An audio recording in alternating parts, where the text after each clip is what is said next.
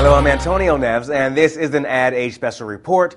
While no CMO has an easy job these days, few face as daunting a task as Jeffrey Hazlett. He's the Chief Marketing Officer of Kodak, a company that has suffered one of the century's most stunning implosions. Its traditional product lines have been decimated by the digital revolution. Now, back in 1988, Kodak employed 145,000 people. Today, it employs less than 20,000. And currently, it's frantically trying to reinvent itself as a digital imaging business. But it's posted major losses in the last 4 quarters. Meanwhile, Mr. Hazlett has become as effective a cheerleader as he is a stage presence for the struggling brand. Here's an excerpt of his latest performance at the recent A&A annual conference. How many of you just helped me out here and bought a roll of film in the last year? Please raise your hands. Thank you, sir, and you, ma'am, back there. We appreciate that very much. It's really helped us a lot this quarter. How many of you own a digital camera or a digital camera on your phone? Raise your hands. Welcome to my world. Because I'm going to talk to you about some fundamental transformation, one of the biggest turnarounds of all business history. Certainly in American business history, but world business history according to Financial Times. 60% of the people that work for Kodak are new in the last 4 years. We have 19 products which drive almost all of our revenue.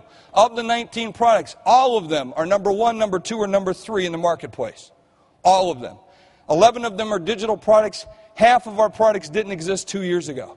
And with that becomes a marketing challenge, an advertising challenge for our company in terms of who we want to be, in terms of fundamental brand transformation of Kodak. And we start bringing out new products. Like this happens to be our new ZI-8, okay? It's an unbelievable product. And $179 HD, 1080p, 720. I mean, it's got image stabilization. It's unbelievable, except the name sucks. We called it the ZI-8. We've been naming our products like the A series, the B series, the M series, the Vs. Finally, we got to Zs. Thank God we got to Z. Okay, what's the next one going to be called? I told the team, AA? I mean, so we're actually coming out with new names, and I'll talk about how we drove that, because we actually went to Twitter, and we put this out, and then the Boston Globe wrote an article, said, this is the biggest, beautifulest, most product for the Christmas season, unbelievable. He said, but what marketing genius came up with the name? So I printed it out, ran down to the 7th floor, grabbed everybody on the floor I could get my hands on it. They call it the Hazlett proximity rule. Don't make eye contact or he will assign something to you, okay? And so I grabbed absolutely everybody, get into the conference room. I said, look at this article, look at this article. I told you we got the greatest product in the world. We've redesigned, we've done all this great stuff with Black Fade and everything that we're doing to transform the brand. And then we go and name it the ZI-8. The ZI-8. It sucks. What are we going to do? Someone says, well, we ought to put out a contest for the next one for CES. I said, great idea. Let's do it. Oh, let's get everybody together and let's figure out how we do it. Let's launch it. How many days do we have before we have to go through the product clearance on the names? They said 7 days. Okay, let's go. And so then someone said, but we don't have legal's permission and we got a person who's in charge of contest. I turned to somebody and said, what the hell do you mean we got a person in charge of contest? We have a person in charge of our company that's just in charge of contest? Are you kidding me? I want that frickin' job.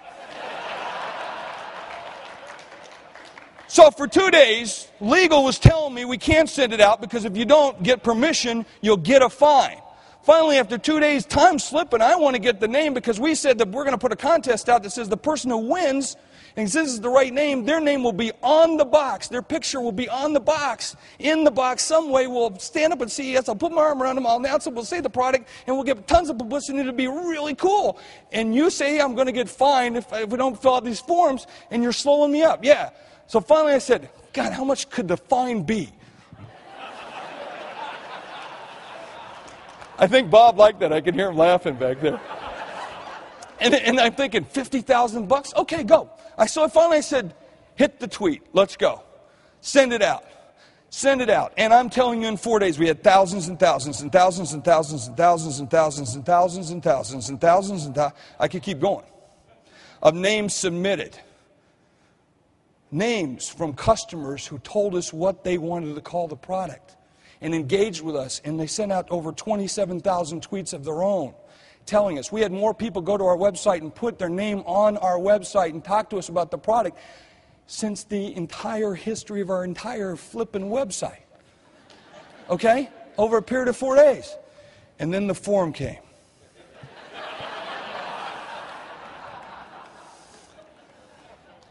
And the fine was $300. And that's it for the special report. Thanks so much for being with us. I'm Antonio Neves at Advertising Agent New York.